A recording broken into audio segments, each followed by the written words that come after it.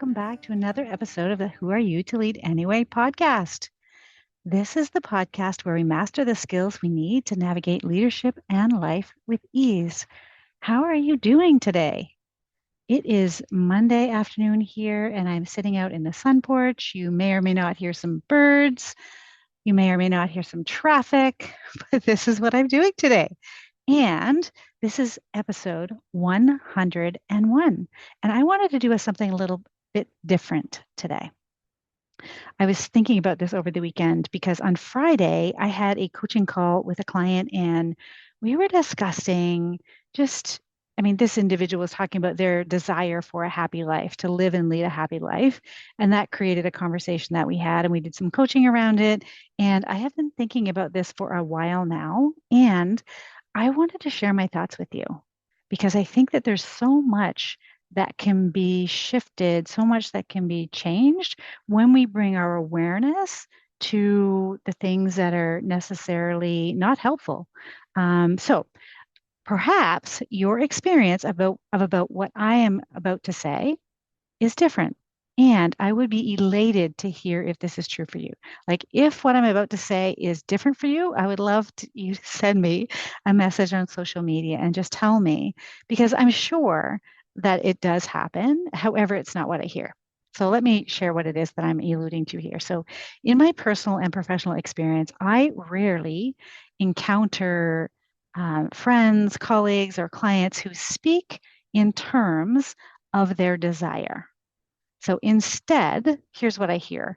I hear phrases like, I should do this, I need to do that, oh, I must do this thing before I can do that thing, I have to do this.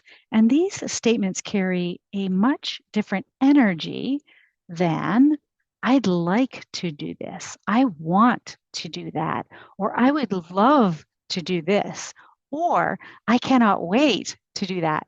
It's so interesting. I had a conversation with my mom a few weeks ago, and she was telling me about all of the things that she should do. And I said to her, I said, you know what? I have decided that in 2024, I'm not doing anything I feel like I should do or anything I feel like I need to do.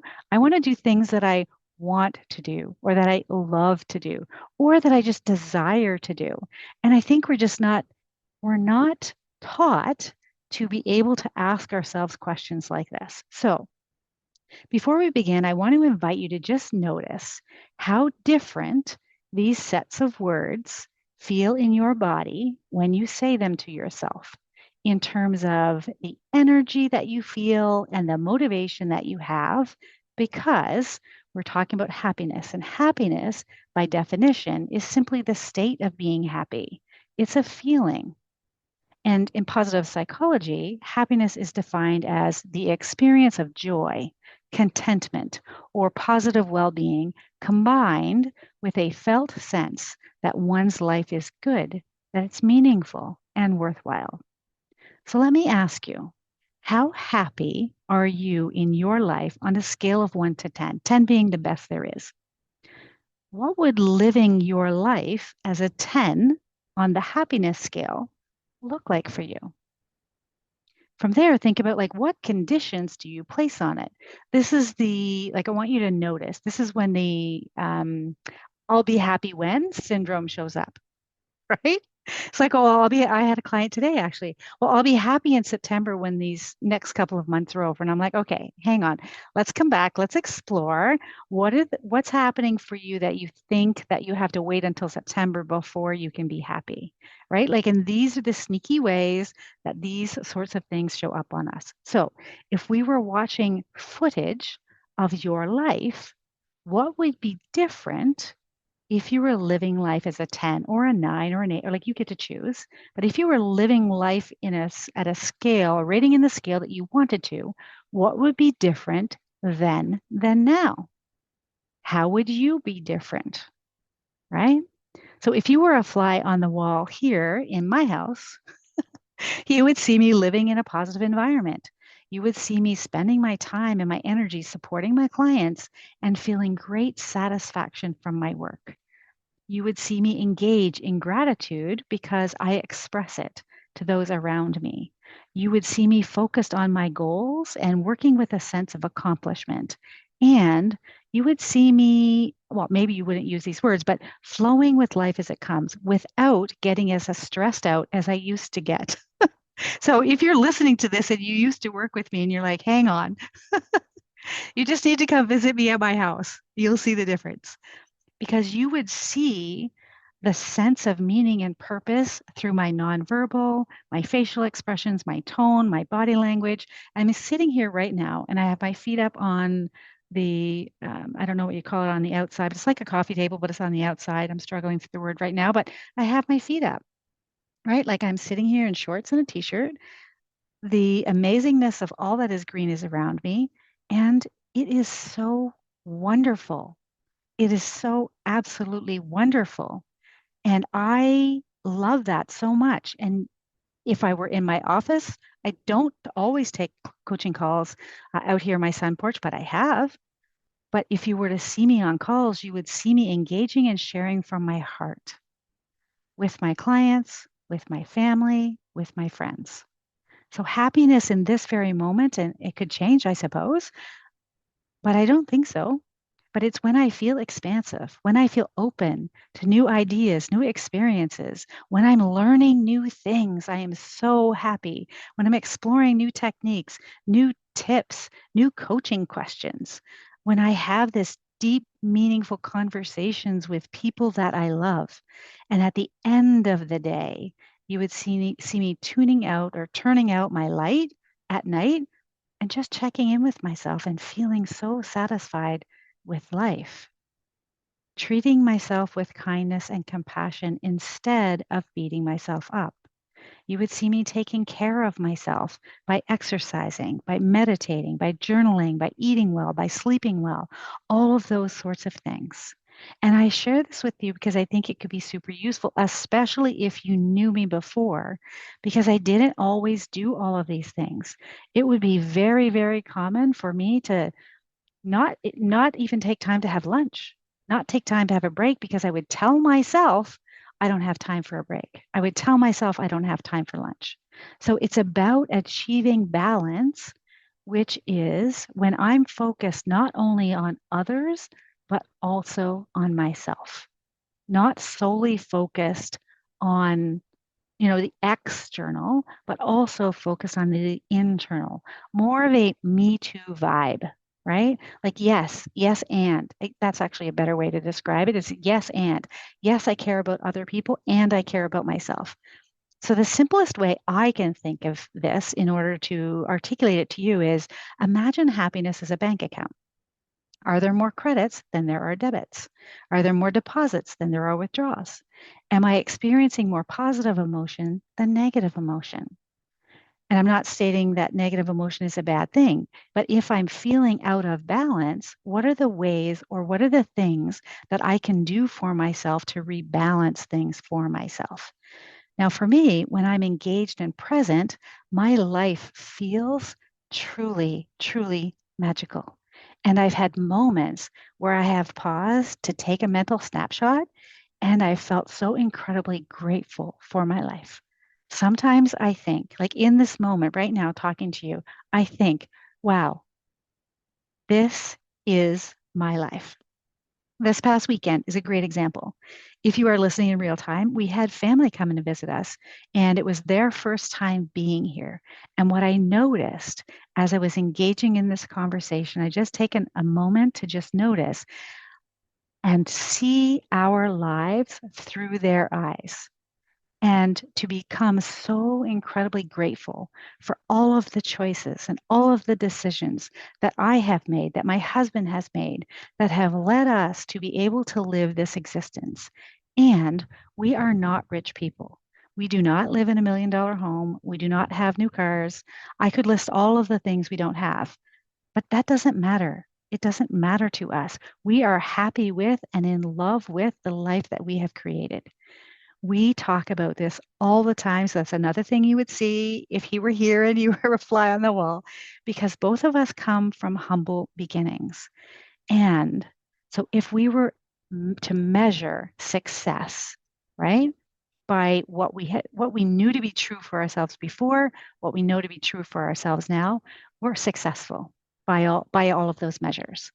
Now, I also want to say that being happy doesn't mean I don't experience doubt. I don't experience stress, uncertainty, or disappointment. These are all parts of the human experience.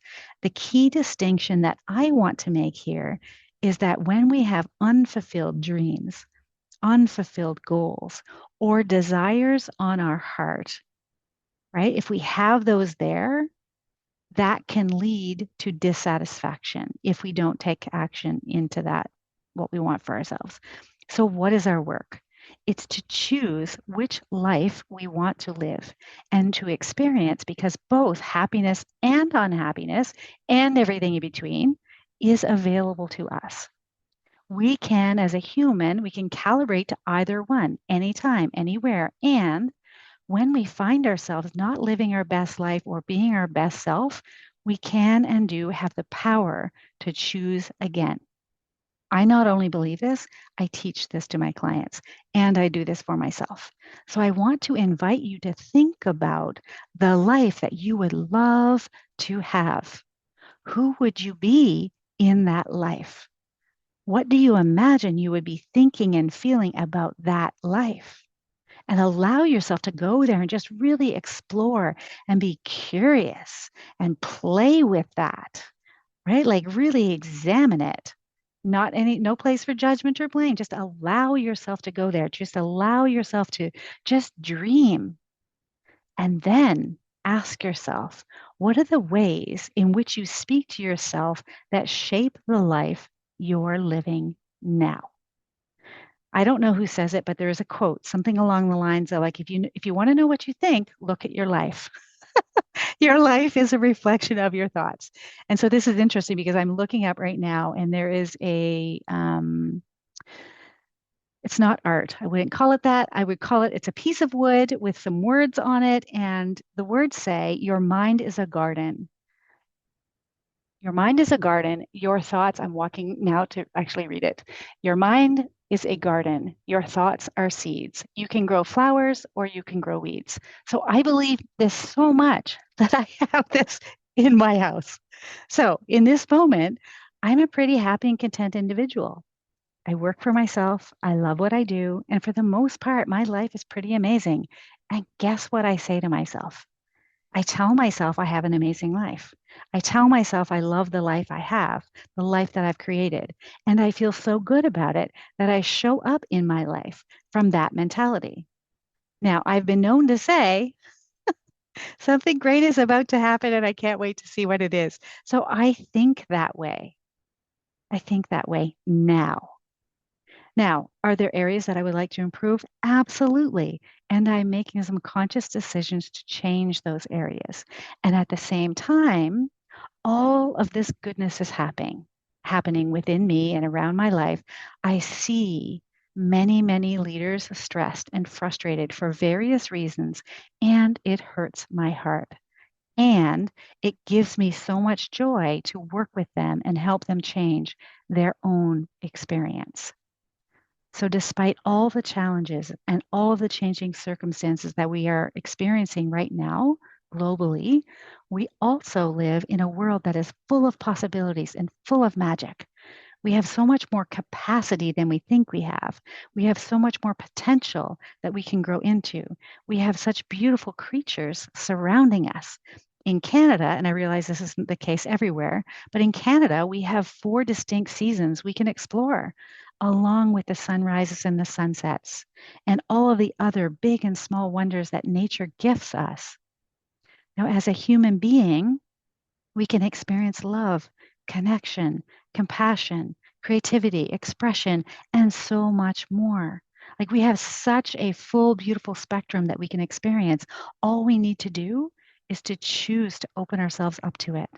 By consciously cultivating a positive inner dialogue, we can enhance our happiness and our well being. Listen, if we want to find what's wrong, we will. If we want to find what's right, we will.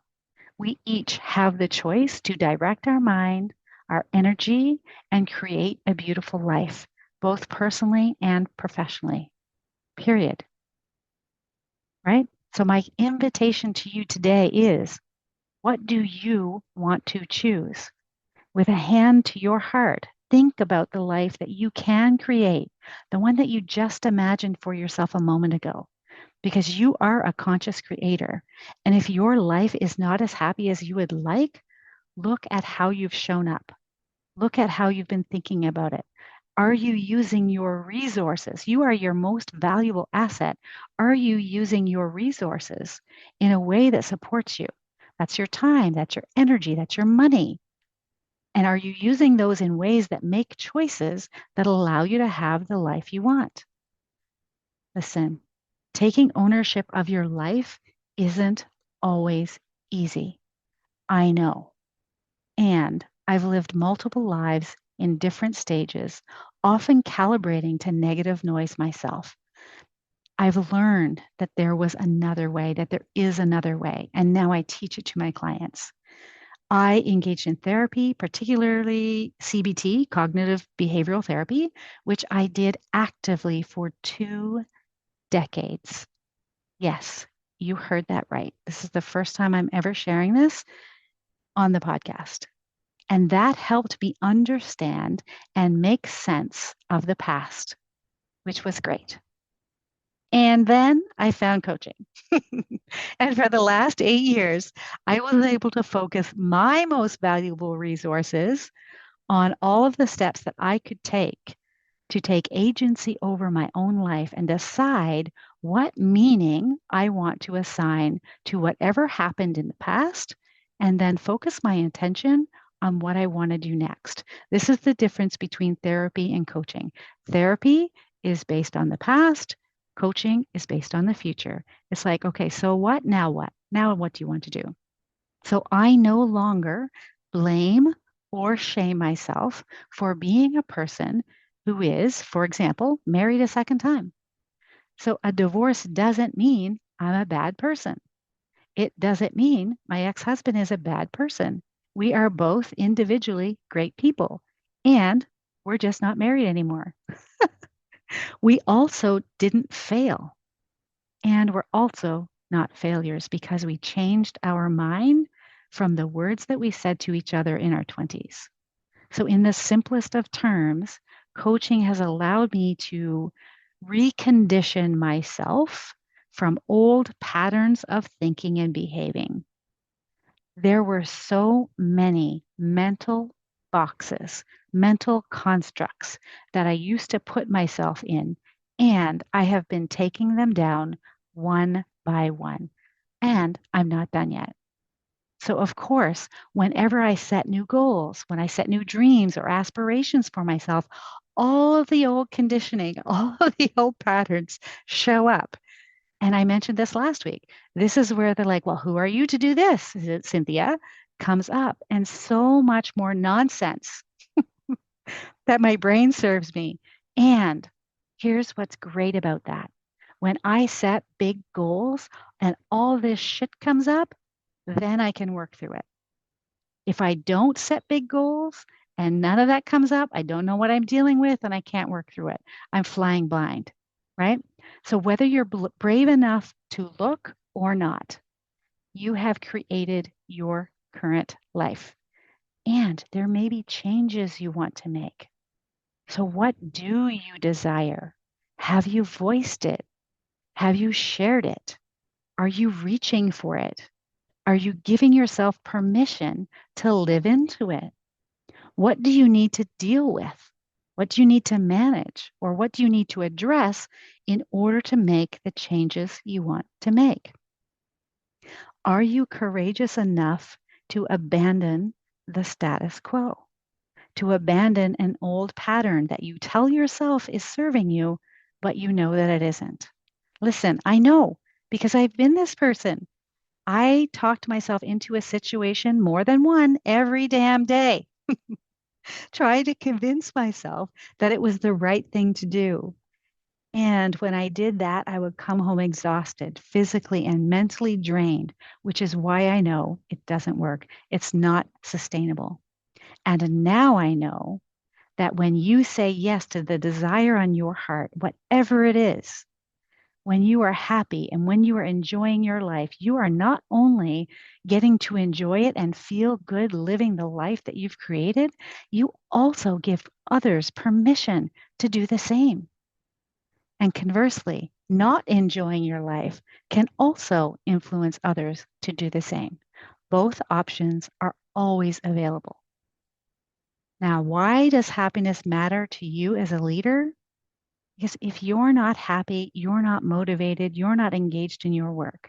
And that has an impact on employees if you have them, right? Employees look to their leaders for direction, they look to them for inspiration. And if you're not engaged in your life, in your leadership, it can create a similar lack of engagement for the team. Of course, because it's all a projection, right? And an unhappy leader creates a tense and stressful work environment.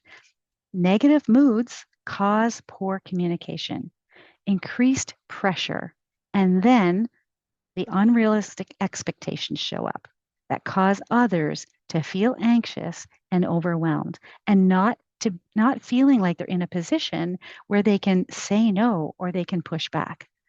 Unhappy leaders struggle to make clear decisions and provide effective direction or guidance, which creates confusion and inefficiency, which then leads to reduced productivity for everyone.